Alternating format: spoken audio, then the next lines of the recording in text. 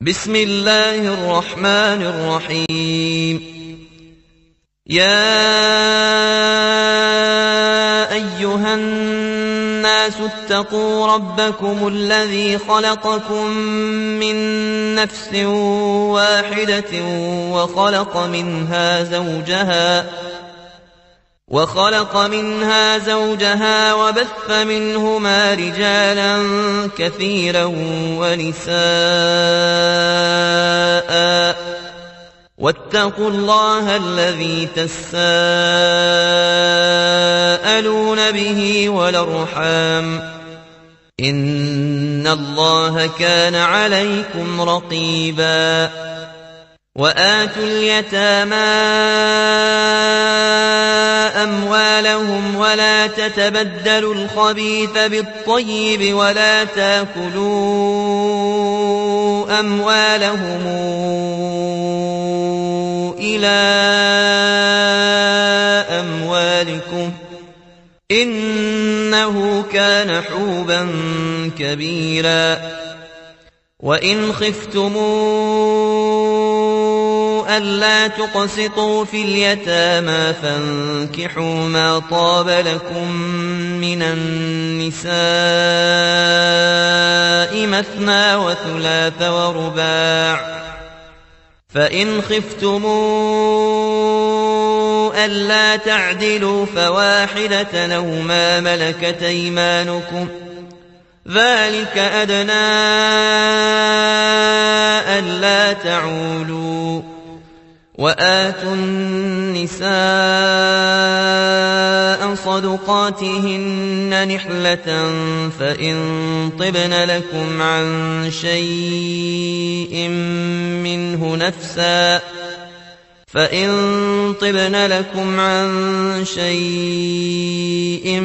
منه نفسا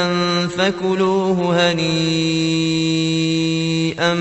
مريئا. ولا توتوا السفهاء أموالكم التي جعل الله لكم قيما، وارزقوهم فيها واكسوهم وقولوا لهم قولا معروفا. وابتلوا اليتامى حتى إذا بلغوا النكاح فإن آنستم منهم رشدا فادفعوا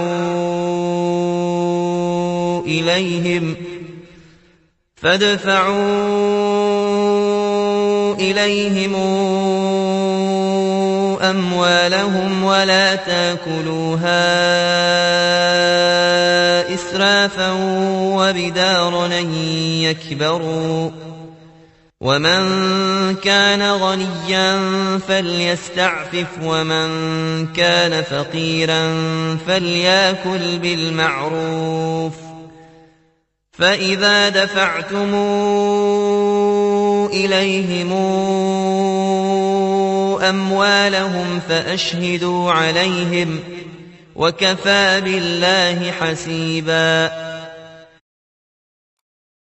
للرجال نصيب مما ترك الوالدان والأقربون، وللنساء نصيب مما ترك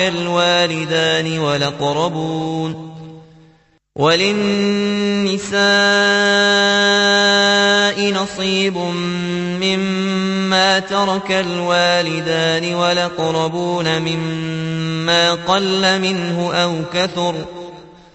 نصيبا مفروضا. وإذا حضر القسمة أولو القربى واليتامى والمساكين فارزقوهم منه وقولوا لهم قولا معروفا. وليخشى الذين لو تركوا من خلفهم ذرية ضعافا خافوا عليهم فليتقوا الله وليقولوا قولا سديدا. إن الذين يأكلون أموال اليتامى ظلما إنما يأكلون في بطونهم نارا وسيصلون سعيرا يوصيكم الله في أولادكم للذكر مثل حظ الأنثيين فإن كن نساء فوق 2 فلهن ثلثا ما ترك وإن كانت واحدة فلها النصف ولأبويه لكل واحد منهما السدس مما ترك إن كان له ولد فإن لم يكن له ولد وورثه أبواه فلأمه الثلث فإن كان له إخوة فلأمه السدس من بعد وصية يوصي بها أو دين آباؤكم وأبناؤكم لا تدرون أيهم أقرب لكم نفعا فريضة من الله إن الله كان عليما حكيما ولكم نصف ما ترك أزواجكم إن لم يكن لهن ولد فإن كان لهن ولد فلكم الربع مما تركن من بعد وصية يوصين بها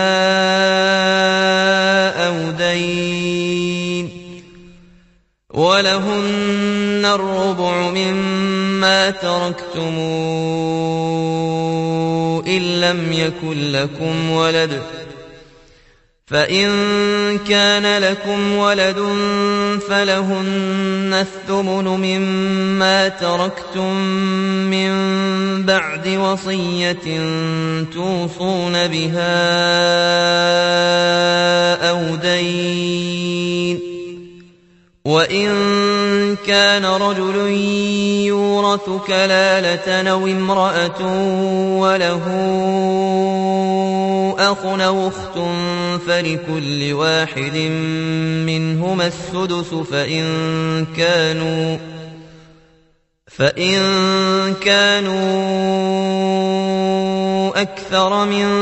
ذلك فهم شركاء في الثلث من بعد وصية يوصي بها أو دين غير مضار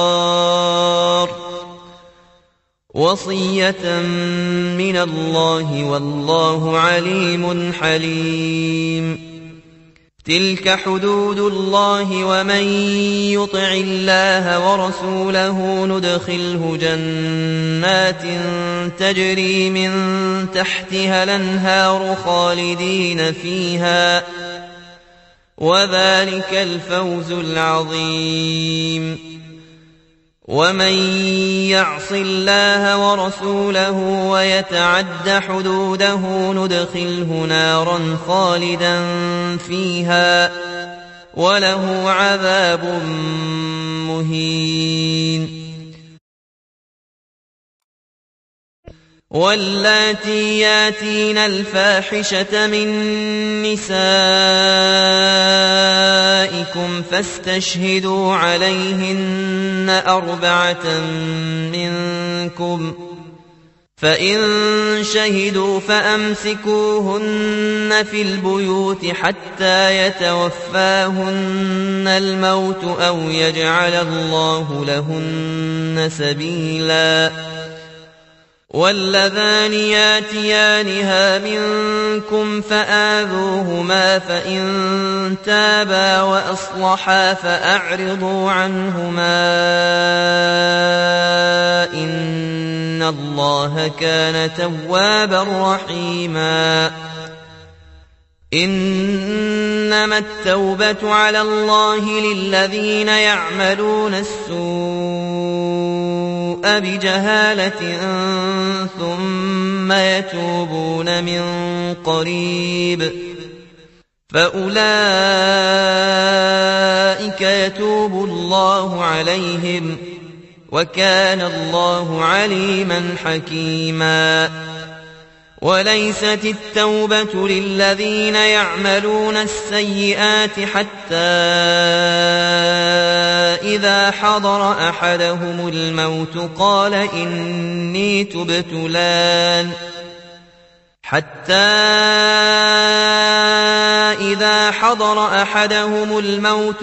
إني تبت الآن ولا الذين يموتون وهم كفار أولئك أعتدنا لهم عذابا أليما. يا أيها الذين آمنوا لا يحل لكم أن ترثوا النساء كرها ولا تعضلوهن لتذهبوا ببعض ما آتيتموهن إلا أن ياتين بفاحشة مبينة وعاشروهن بالمعروف فإن كرهتموهن فعسى أن تكرهوا شيئا ويجعل الله فيه خيرا كثيرا. وإن أردتم استبدال زوج مكان زوج وآتيتم إحداهن قنطارا فلا تأخذوا منه شيئا أتأخذونه بهتانا وإثما مبينا. وكيف تأخذونه وقد أفضى بعضكم إلى بعض وأخذن منكم ميثاقا غليظا. ولا تنكحوا ما نكح آباؤكم من النساء إلا ما قد سلف إنه كان فاحشة ومقتا وساء سبيلا. حرمت عليكم أمهاتكم وبناتكم وأخواتكم وعماتكم وخالاتكم وبنات الأخ وبنات الأخت وأمهاتكم اللاتي أرضعنكم وأخواتكم من الرضاعة وأمهات نسائكم وربائبكم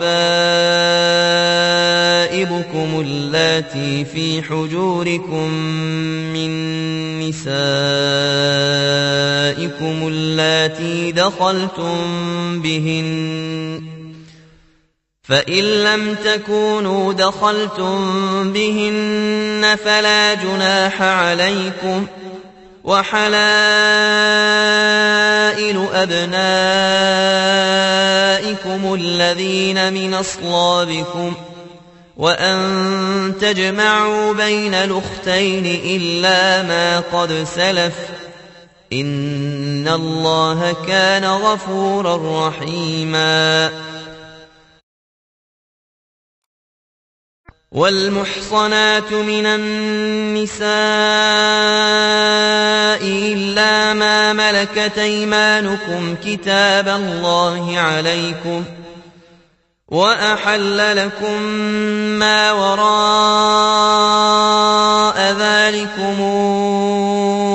أن تبتغوا بأموالكم محصنين غير مسافحين فما استمتعتم به منهن فآتوهن أجورهن فريضة ولا جناح عليكم فيما تراضيتم به من بعد الفريضة إن الله كان عليما حكيما ومن لم يستطع منكم طولا أن ينكح المحصنات المؤمنات فمما ملكت أيمانكم من فتياتكم المؤمنات والله أعلم بإيمانكم بعضكم من بعض فانكحوهن بإذن أهلهن وآتوهن أجورهن بالمعروف محصنات غير مسافحات ولا متخذات أخدان فإذا أحصن فإن أتين بفاحشة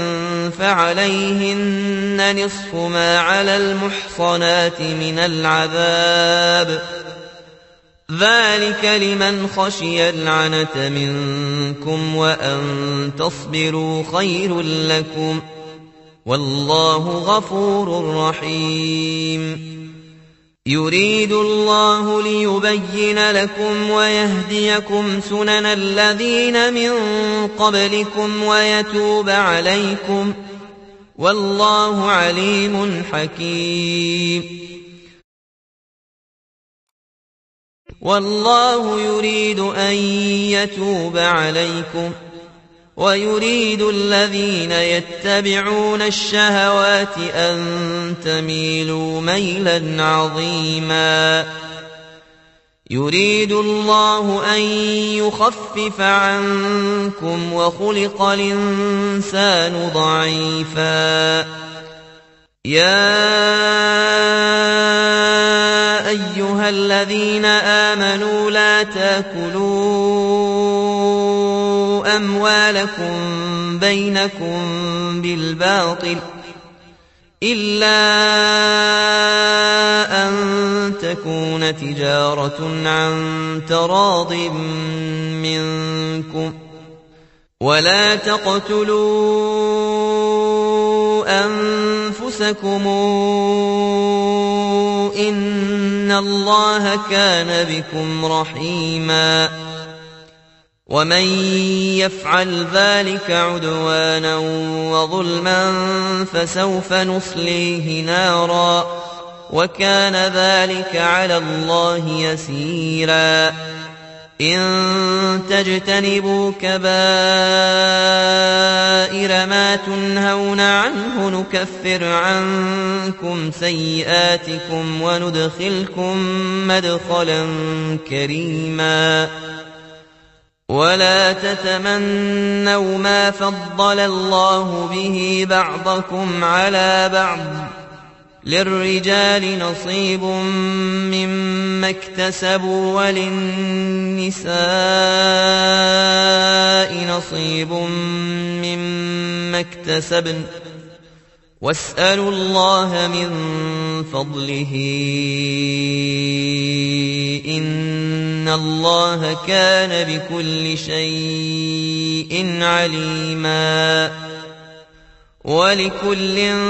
جعلنا موالي مما ترك الوالدان والأقربون والذين عاقدت أيمانكم فآتوهم نصيبهم إن الله كان على كل شيء شهيدا الرجال قوامون على النساء بما فضل الله بعضهم على بعض وبما أنفقوا من أموالهم فالصالحات قانتات حافظات للغيب بما حفظ الله واللاتي تخافون نشوزهن فعظوهن واهجروهن في المضاجع واضربوهن، فإن أطعنكم فلا تبغوا عليهن سبيلا، إن الله كان عليا كبيرا. وإن خفتم شقاق بينهما فابعثوا حكما من أهله وحكما من أهلها إن يريدا إصلاحا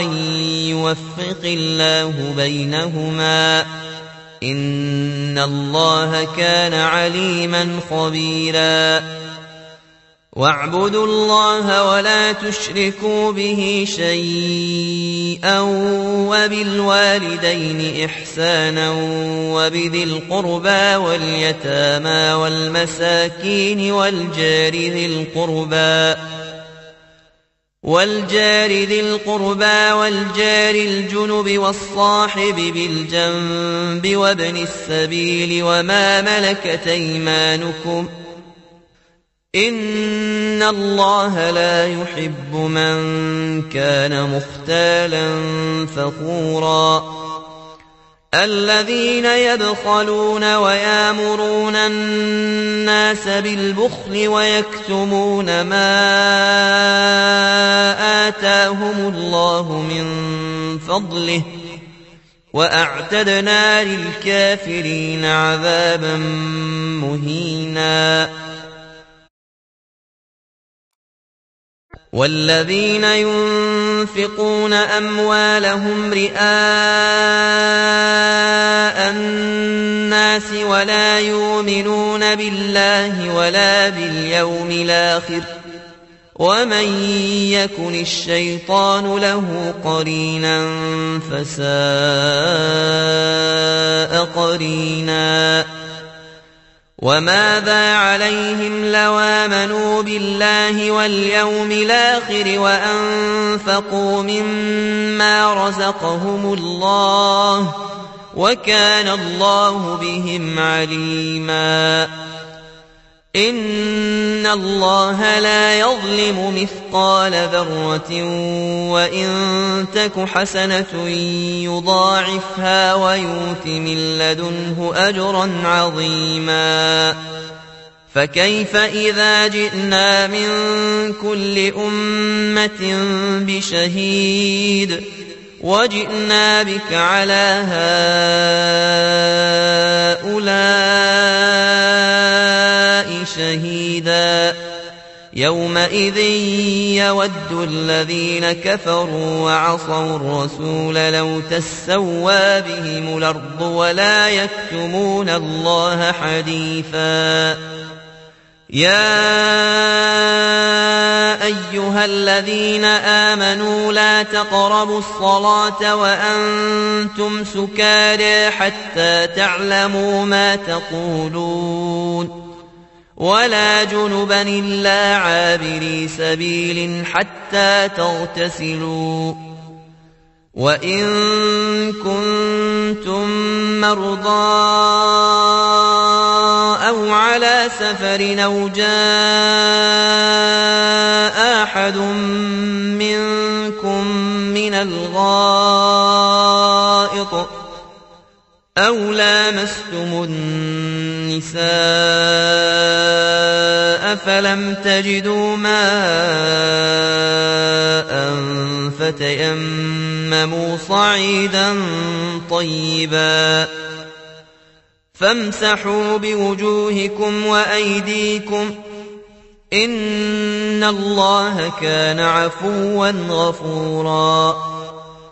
ألم تر إلى الذين أوتوا نصيبا من الكتاب يشترون الضلالة ويريدون أن تضلوا السبيل، والله أعلم بأعدائكم وكفى بالله وليا وكفى بالله نصيرا. من الذين هادوا يحرفون الكلم عن مواضعه ويقولون سمعنا وعصينا واسمع غير مسمع وراعنا ليا بألسنتهم وطعنا في الدين ولو أنهم قالوا سمعنا وأطعنا واسمع وانظرنا لكان خيرا لهم وأقوم ولكن لعنهم الله بكفرهم فلا يؤمنون إلا قليلا يا أيها الذين أوتوا الكتاب آمنوا بما نزلنا مصدقا لما معكم من قبل أن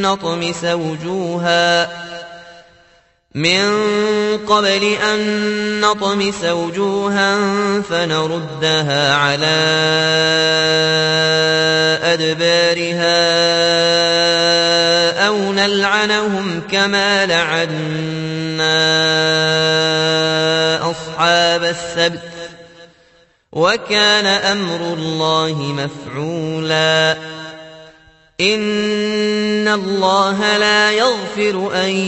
يشرك به ويغفر ما دون ذلك لمن يشاء ومن يشرك بالله فقد افترى إثما عظيما ألم تر إلى الذين يزكون أنفسهم بل الله يزكي من يشاء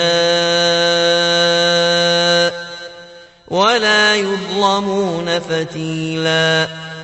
انظر كيف يفترون على الله الكذب وكفى به إثما مبينا ألم تر إلى الذين أوتوا نصيبا من الكتاب يؤمنون بالجبت والطاغوت ويقولون للذين كفروا هؤلاء يهدى من الذين آمنوا سبيلا أولئك الذين لعنهم الله ومن يلعن الله فلن تجد له نصيرا أم لهم نصيب من الملك فإذا لا يؤتون الناس نقيرا أم يحسدون الناس على ما آتاهم الله من فضله فقد آتينا آل إبراهيم الكتاب والحكمة وآتيناهم ملكا عظيما فمنهم من آمن به ومنهم من صد عنه وكفى بجهنم سعيرا إن الذين كفروا بآياتنا سوف نصليهم نارا كلما نضجت جلودهم بدلناهم جلودا غيرها ليذوقوا العذاب إن الله كان عزيزا حكيما والذين آمنوا وعملوا الصالحات سندخلهم جنات تجري من تحتها الأنهار خالدين فيها أبدا لهم فيها أزواج مطهرة وندخلهم ظلا ظليلا إن الله يأمركم أن تودوا الأمانات إلى أهلها وإذا حكمتم بين الناس أن تحكموا بالعدل إن الله نعم ما يعظكم به إن الله كان سميعا بصيرا يا أيها الذين آمنوا أطيعوا الله وأطيعوا الرسول وأولي الأمر منكم فإن تنازعتم في شيء فردوه إلى الله والرسول إن كنتم تؤمنون بالله واليوم الآخر ذلك خير وأحسن تاويلا ألم تر إلى الذين يزعمون أنهم آمنوا بما أنزل إليك وما أنزل من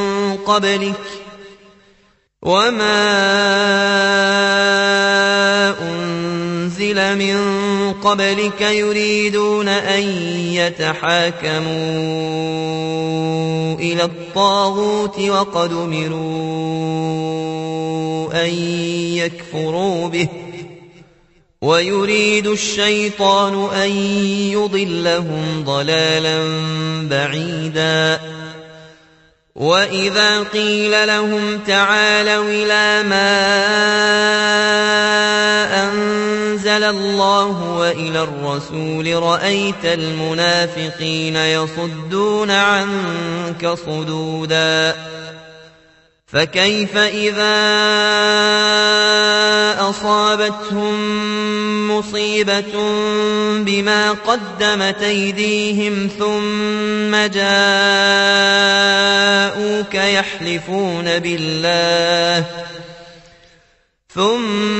جاءوك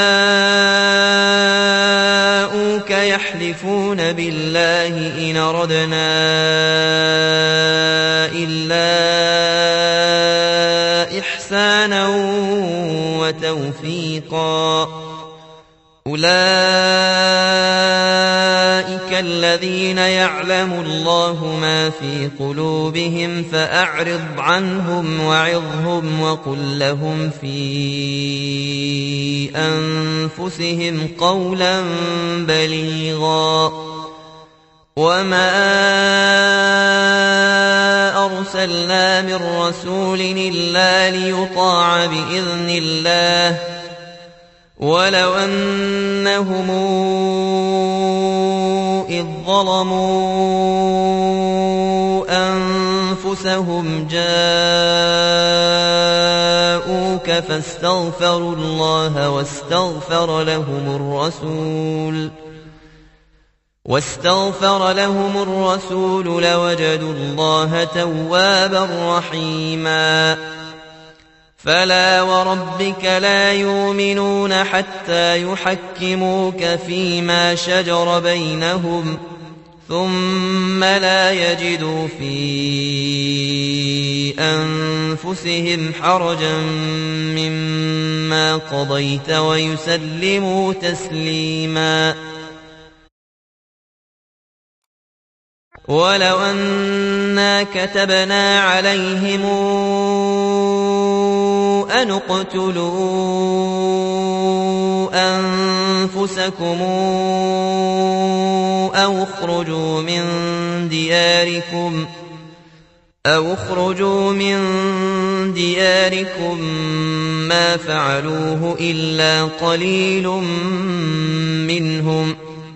ولو أنهم فعلوا ما يوعظون به لكان خيرا لهم وأشد تثبيتا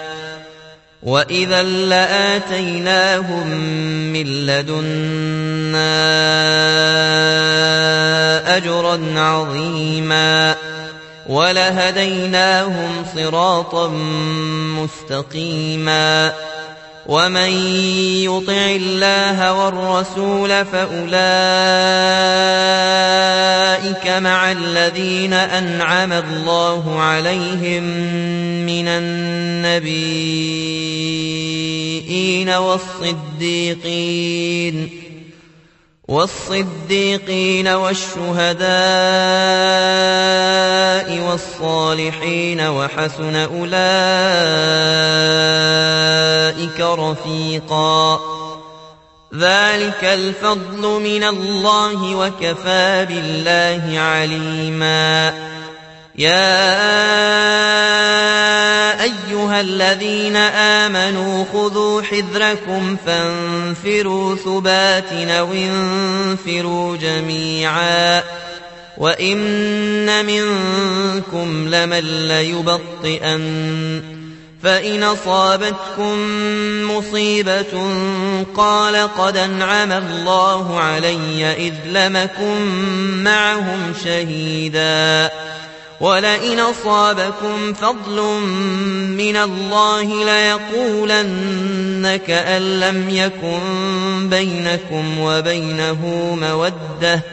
يا ليتني كنت معهم فأفوز فوزا عظيما فليقاتل في سبيل الله الذين يشرون الحياة الدنيا بالآخرة ومن يقاتل في سبيل الله فيقتل أو يغلب فسوف نؤتيه أجرا عظيما وما لكم لا تقاتلون في سبيل الله والمستضعفين من الرجال والنساء والولدان الذين يقولون ربنا أخرجنا من هذه القرية الظالم أهلها واجعل لنا من لدنك وليا واجعل لنا من لدنك نصيرا الذين آمنوا يقاتلون في سبيل الله والذين كفروا يقاتلون في سبيل الطاغوت فقاتلوا أولياء الشيطان إن كيد الشيطان كان ضعيفا ألم تر إلى الذين قيل لهم كفوا أيديكم وأقيموا الصلاة وآتوا الزكاة فلما كتب عليهم القتال إذا فريق منهم يخشون الناس كخشية الله أو أشد خشية وقالوا ربنا لم كتبت علينا القتال لولا أخرتنا إلى أجل قريب قل متاع الدنيا قليل والآخرة خير لمن اتقى ولا تظلمون فتيلا أينما تكونوا يدرككم الموت ولو كنتم في بروج مشيدة وإن تصبهم حسنة يقولوا هذه من عند الله وإن تصبهم سيئة يقولوا هذه من عندك قل كل من عند الله فما لهؤلاء القوم لا يكادون يفقهون حديثا ما أصابك من حسنة فمن الله وما أصابك من سيئة فمن نفسك وأرسلناك للناس رسولا وكفى بالله شهيدا من يطع الرسول فقد طاع الله ومن تولى فما أرسلناك عليهم حفيظا ويقولون طاعة فإذا برزوا من عندك بيت طائفة منهم غير الذي تقول والله يكتب ما يبيتون فأعرض عنهم وتوكل على الله وكفى بالله وكيلا أفلا يتدبرون القرآن ولو كان من عند غير الله لوجدوا فيه اختلافا كثيرا وإذا جاءهم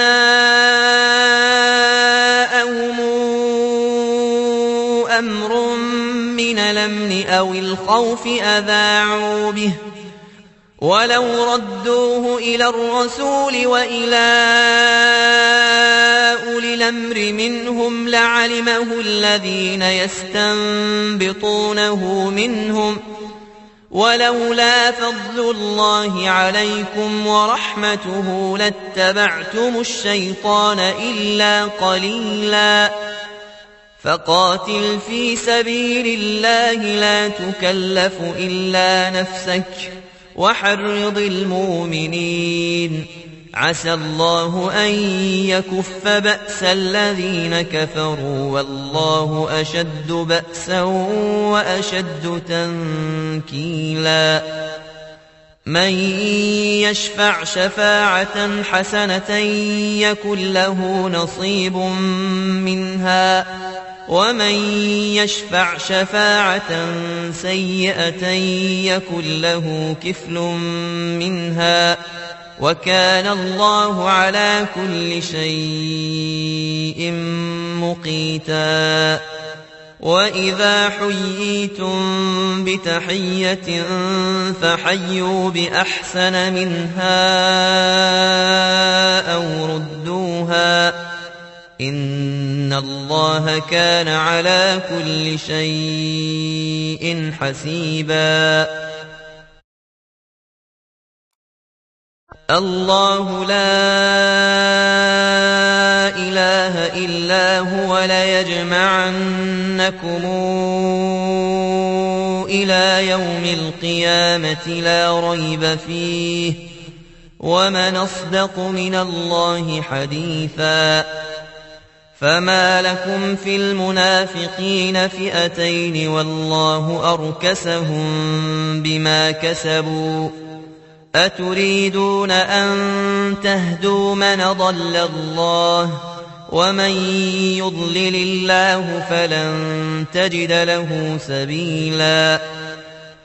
ودوا لو تكفرون كما كفروا فتكونون سواء فلا تتخذوا منهم أولياء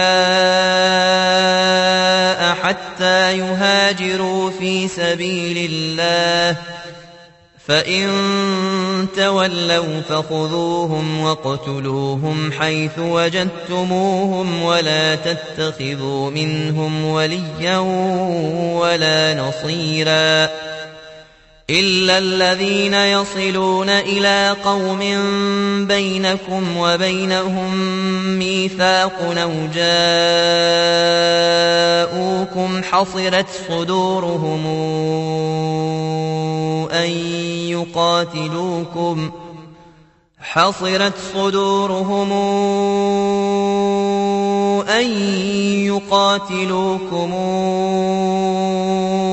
أو يقاتلوا قومهم ولو شاء الله لسلطهم عليكم فلقاتلوكم فإن اعتزلوكم فلم يقاتلوكم وألقوا إليكم السلم فما جعل الله لكم عليهم سبيلا ستجدون آخرين يريدون أن يامنوكم ويامنوا قومهم كلما ردوا إلى الفتنة أركسوا فيها فإن لم يعتزلوكم ويلقوا إليكم السلم ويكفوا أيديهم فخذوهم واقتلوهم حيث ثقفتموهم وأولئكم جعلنا لكم عليهم سلطانا مبينا وما كان لمؤمن أن يقتل مؤمنا إلا خطأ ومن قتل مؤمنا خطأ فتحرير رقبة مؤمنة ودية مسلمة إلى أهله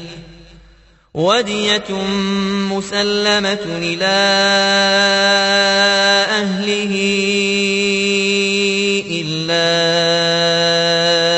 أن يصدقوا فإن كان من قوم عدو لكم وهو مؤمن فتحرير رقبة مؤمنة وإن كان من قوم بينكم وبينهم ميثاق فدية مسلمة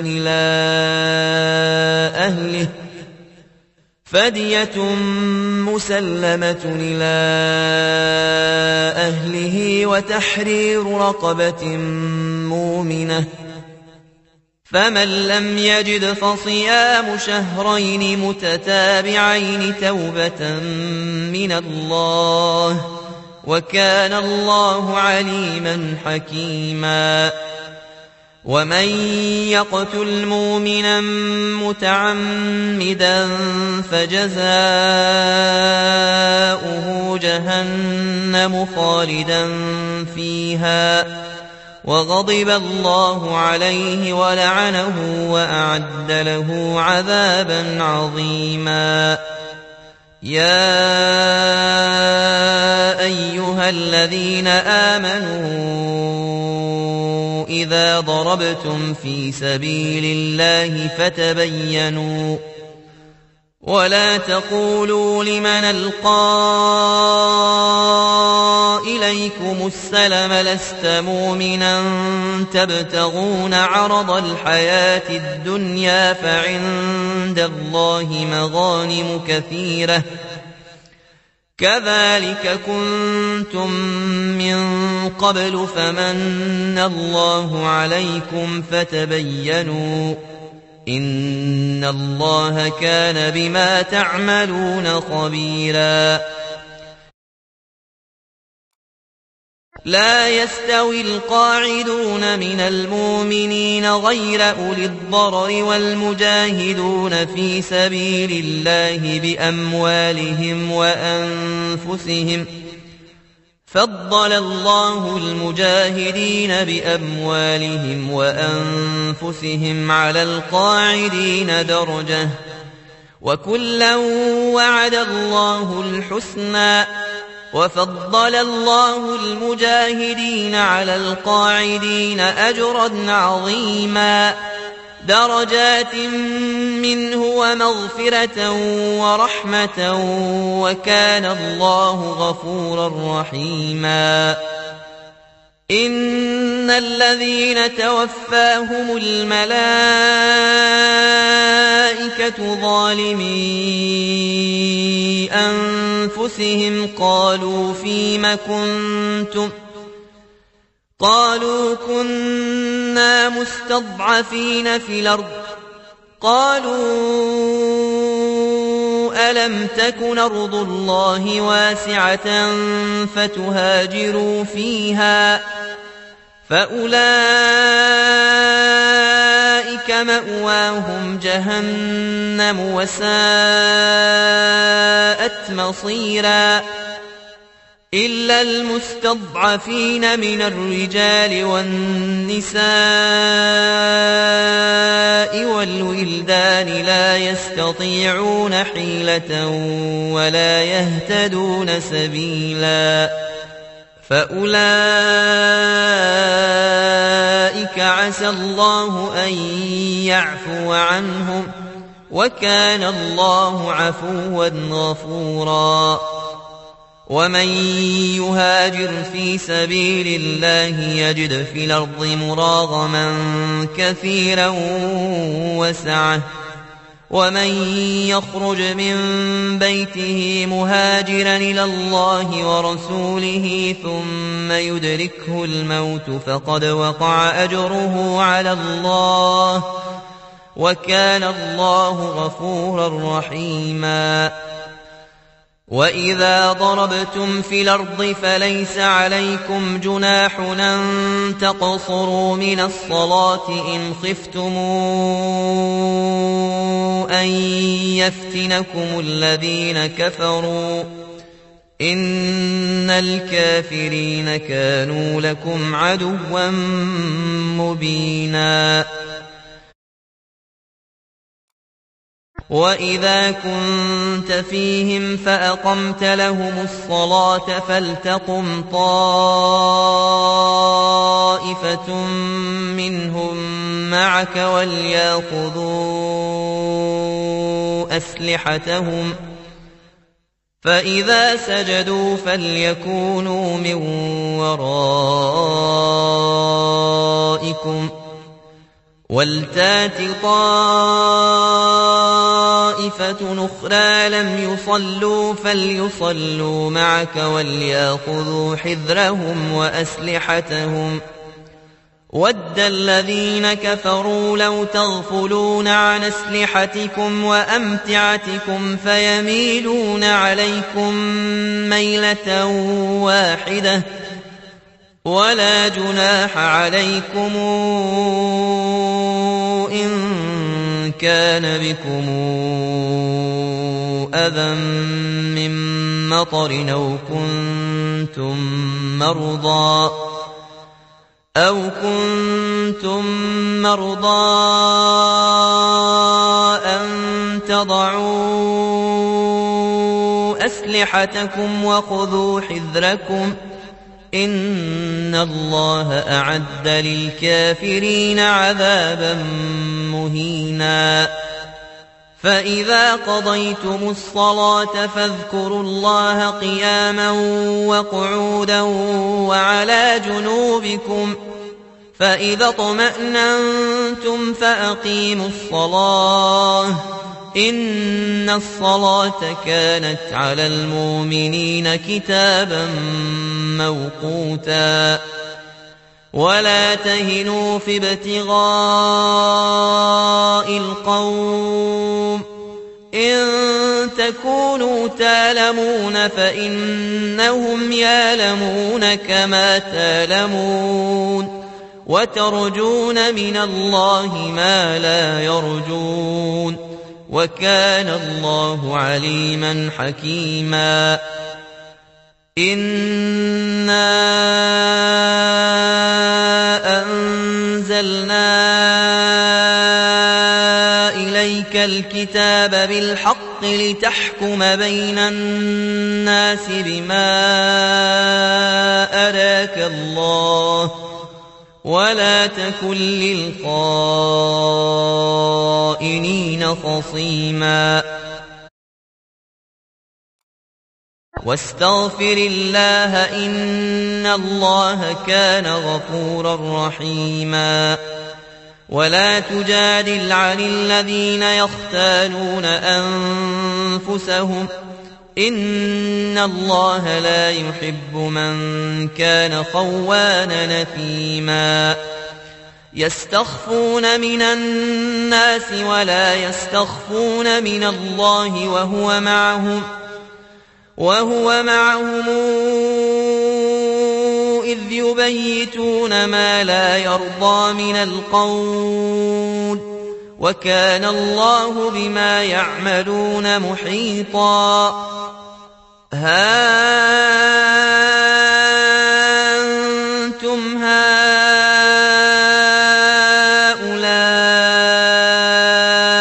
جادلتم عنهم في الحياة الدنيا، فمن يجادل الله عنهم يوم القيامة أم من يكون عليهم وكيلا. ومن يعمل سوءا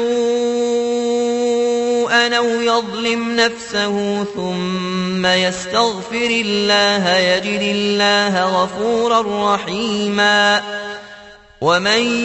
يكسب إثما فإنما يكسبه على نفسه وكان الله عليما حكيما ومن يكسب خطيئة أو إثما ثم يرم به بريئا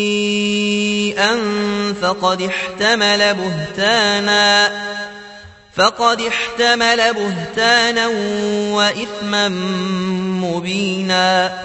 ولولا فضل الله عليك ورحمته لهمت طائفة منهم أن يضلوك وما يضلون إلا أنفسهم وما يضرونك من شيء وأنزل الله عليك الكتاب والحكمة وعلمك ما لم تكن تعلم وكان فضل الله عليك عظيما لا خير في كثير من نجواهم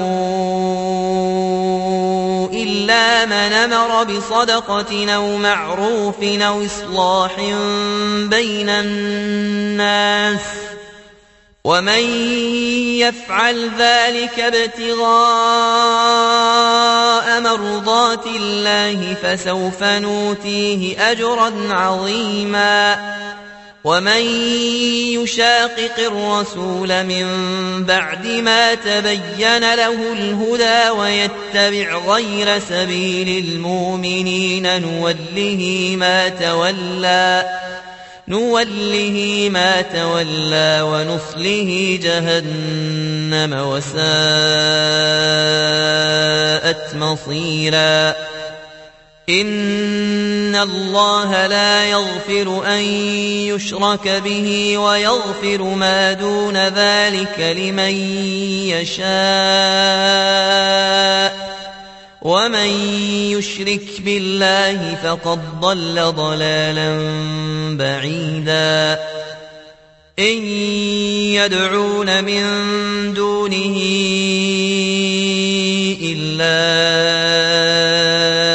إناثا وإن يدعون إلا شيطانا مريدا لعنه الله وقال لأتخذن من عبادك نصيبا مفروضا ولأضلنهم ولأمنينهم ولآمرنهم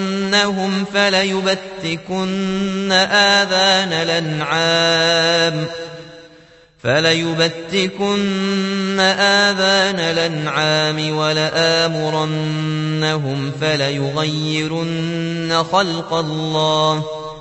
ومن يتخذ الشيطان وليا من دون الله فقد خسر خسرانا مبينا يعدهم ويمنيهم وما يعدهم الشيطان إلا غرورا أولئك مأواهم جهنم ولا يجدون عنها محيصا والذين آمنوا وعملوا الصالحات سندخلهم جنات تجري من تحتها الأنهار خالدين فيها أبدا وعد الله حقا ومن أصدق من الله قيلا ليس بأمانيكم ولا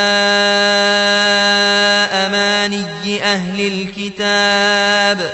من يعمل سوءا يجز به ولا يجد له من دون الله وليا ولا نصيرا ومن يعمل من الصالحات من ذكر أو أنثى وهو مؤمن فأولئك يدخلون الجنة ولا يظلمون نقيرا ومن أحسن دينا ممن أسلم وجهه لله وهو محسن واتبع ملة إبراهيم حنيفا واتخذ الله إبراهيم خليلا ولله ما في السماوات وما في الأرض وكان الله بكل شيء محيطا ويستفتونك في النساء قل الله يفتيكم فيهن وما يتلى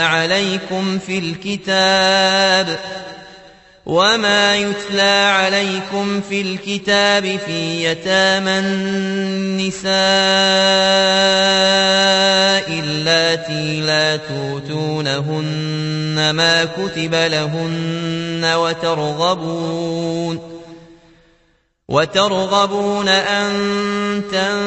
تنكحوهن والمستضعفين من الولدان وأن تقوموا لليتامى بالقسط وما تفعلوا من خير فإن الله كان به عليما وإن امرأة خافت من بعلها نشوزا أو إعراضا فلا جناح عليهما أن يصالحا بينهما صلحا والصلح خير وأحضرت الأنفس الشح وإن تحسنوا وتتقوا فإن الله كان بما تعملون خبيرا ولن تستطيعوا أن تعدلوا بين النساء ولو حرصتم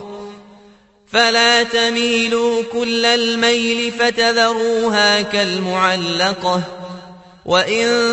تصلحوا وتتقوا فإن الله كان غفورا رحيما وإن يتفرقا يغن الله كلا من سعته وكان الله واسعا حكيما ولله ما في السماوات وما في الأرض ولقد وصينا الذين أوتوا الكتاب من قبلكم وإياكم أن اتقوا الله وإن تكفروا فإن لله ما في السماوات وما في الأرض وكان الله غنيا حميدا ولله ما في السماوات وما في الأرض وكفى بالله وكيلا إن يشأ يذهبكم أيها الناس ويات بآخرين وكان الله على ذلك قديرا من كان يريد ثواب الدنيا فعند الله ثواب الدنيا والآخرة وكان الله سميعا بصيرا يا أيها الذين آمنوا كونوا قوامين بالقسط شهداء لله ولو على أنفسكم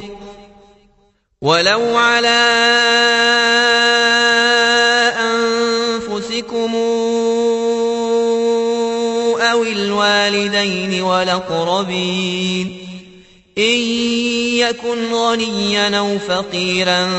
فالله أولى بهما فلا تتبعوا الهوى أن تعدلوا وإن تلووا أو تعرضوا فإن الله كان بما تعملون خبيرا يا أيها الذين آمنوا بالله ورسوله والكتاب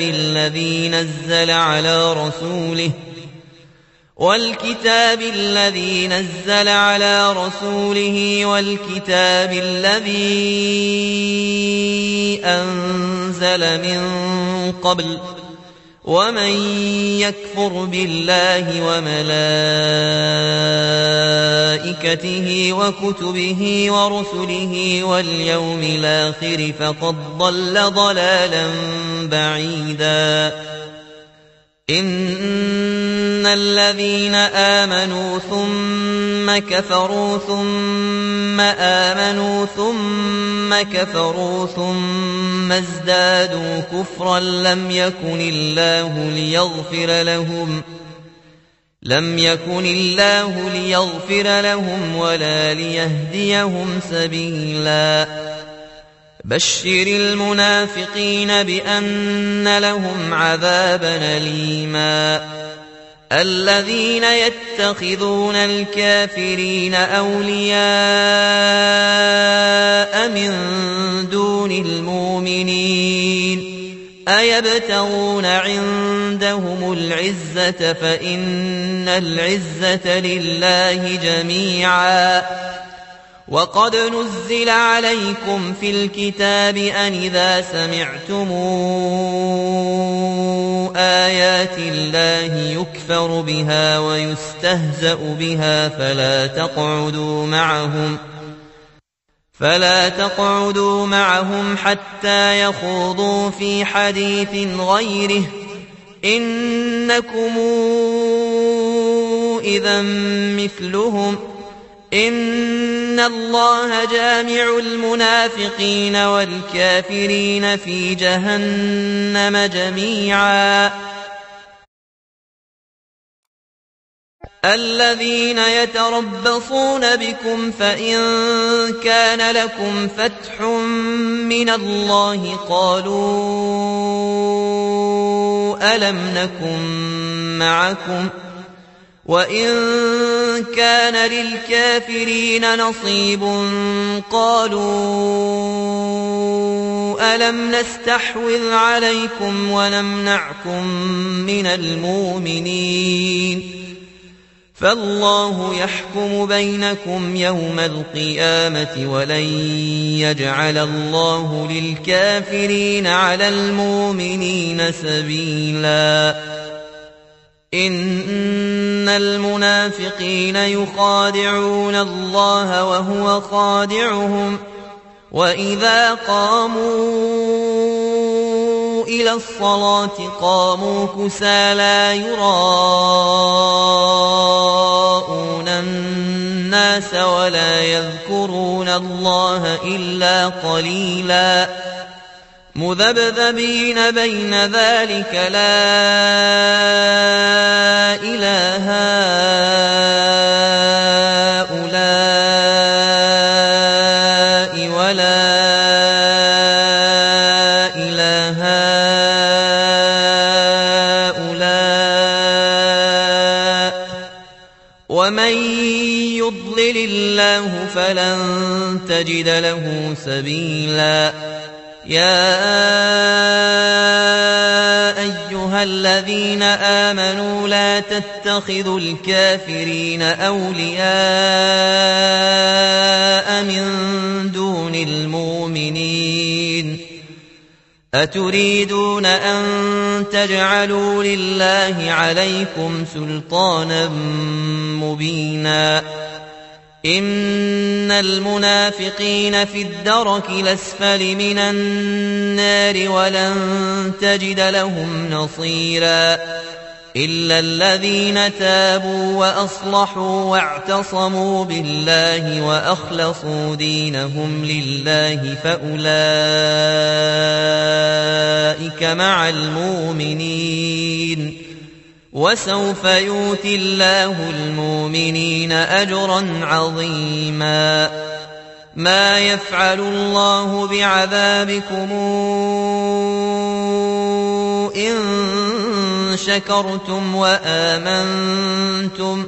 وكان الله شاكرا عليما.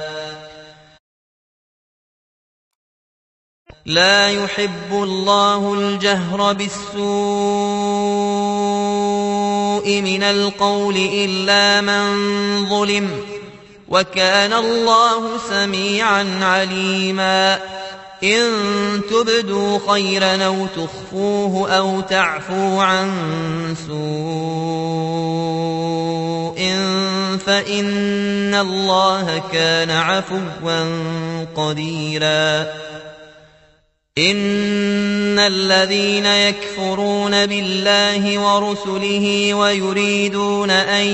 يفرقوا بين الله ورسله ويقولون نؤمن ببعض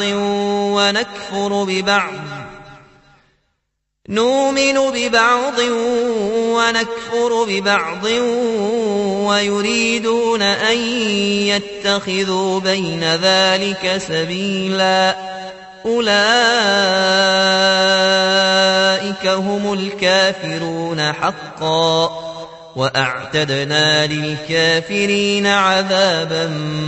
مهينا. والذين آمنوا بالله ورسله ولم يفرقوا بين أحد منهم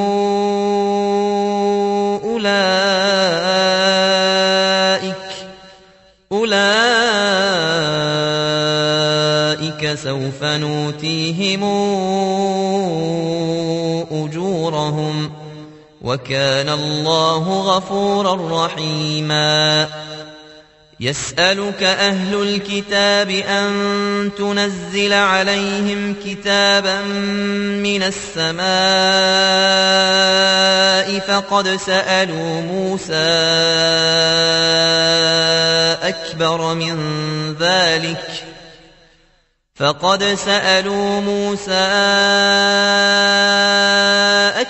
من ذلك فقالوا أرنا الله جهرة فأخذتهم الصاعقة بظلمهم ثم اتخذوا العجل من بعد ما جاءتهم البينات فعفونا عن ذلك وآتينا موسى سلطانا مبينا. ورفعنا فوقهم الطور بميثاقهم وقلنا لهم ادخلوا الباب سجدا وقلنا لهم لا تعدوا في السبت وأخذنا منهم ميثاقا غليظا. فبما نقضهم ميثاقهم وكفرهم بآيات الله وقتلهم الأنبياء بغير حق وقولهم قلوبنا غلف بل طبع الله عليها بكفرهم فلا يؤمنون إلا قليلا. وبكفرهم وقولهم على مريم بهتانا عظيما. وقولهم إنا قتلنا المسيح عيسى ابن مريم رسول الله وما قتلوه وما صلبوه ولكن شبه لهم وإن الذين اختلفوا فيه لفي شك منه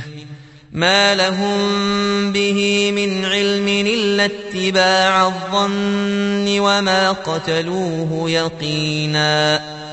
بل رفعه الله إليه وكان الله عزيزا حكيما. وإن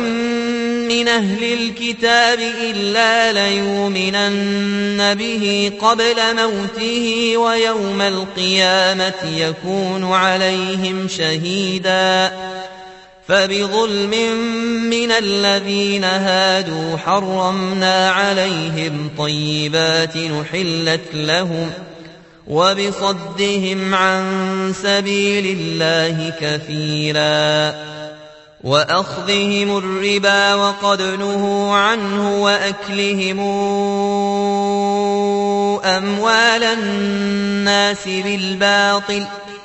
وأعتدنا للكافرين منهم عذابا أليما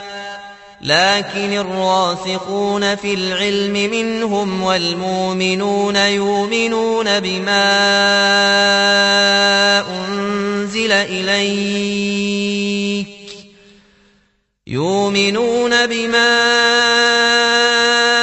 أنزل إليك وما أنزل من قبلك والمقيمين الصلاة والموتون الزكاة والمؤمنون بالله واليوم الآخر أولئك سنؤتيهم أجرا عظيما إنا أوحينا إليك كما أوحينا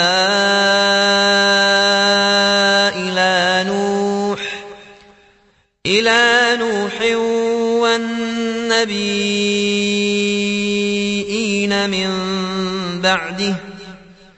وأوحينا إلى إبراهيم وإسماعيل وإسحاق ويعقوب والأسباط وعيسى وأيوب ويونس وهارون وسليمان وآتينا داود زبورا ورسلا قد قصصناهم عليك من قبل ورسلا لم نقصصهم عليك وكلم الله موسى تكليما رسلا مبشرين ومنذرين لئلا يكون للناس على الله حجة بعد الرسل وكان الله عزيزا حكيما لكن الله يشهد بما أنزل إليك أنزله بعلمه والملائكة يشهدون وكفى بالله شهيدا إن الذين كفروا وصدوا عن سبيل الله قد ضلوا ضلالا بعيدا إن الذين كفروا وظلموا لم يكن الله ليغفر لهم ولا ليهديهم طريقا إلا طريق جهنم خالدين فيها أبدا وكان ذلك على الله يسيرا يا أيها الناس قد جاءكم الرسول بالحق من ربكم فآمنوا خيرا لكم وإن تكفروا فإن لله ما في السماوات والأرض وكان الله عليما حكيما يا أهل الكتاب لا تغلوا في دينكم ولا تقولوا على الله إلا الحق إنما المسيح عيسى ابن مريم رسول الله وكلمته ألقاها إلى مريم وروح منه فآمنوا بالله ورسله ولا تقولوا ثلاثة انتهوا خيرا لكم إنما الله إله واحد سبحانه أن يكون له ولد له ما في السماوات وما في الأرض وكفى بالله وكيلا لن يستنكف المسيح أن يكون عبدا لله ولا الملائكة المقربون ومن يستنكف عن عبادته ويستكبر فسيحشرهم إليه جميعا فأما الذين آمنوا وعملوا الصالحات فيوفيهم أجورهم ويزيدهم من فضله وأما الذين استنكفوا واستكبروا فيعذبهم عذابا أليما ولا يجدون لهم من دون الله وليا ولا نصيرا يا أيها الناس قد جاءكم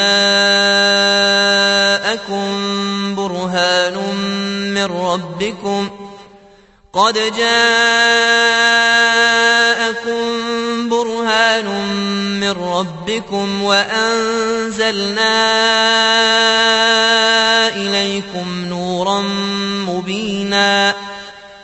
فأما الذين آمنوا بالله واعتصموا به فسيدخلهم في رحمة منه وفضل ويهديهم إليه صراطا مستقيما يستفتونك قل الله يفتيكم في الكلالة إن امرؤ هلك ليس له ولد وله أخت فلها نصف ما ترك وهو يرثها إن لم يكن لها ولد فإن كانت اثنتين فلهما الثلثان مما ترك وإن كانوا إخوة رجالا ونساء فللذكر مثل حظ الأنثيين يبين الله لكم أن تضلوا والله بكل شيء عليم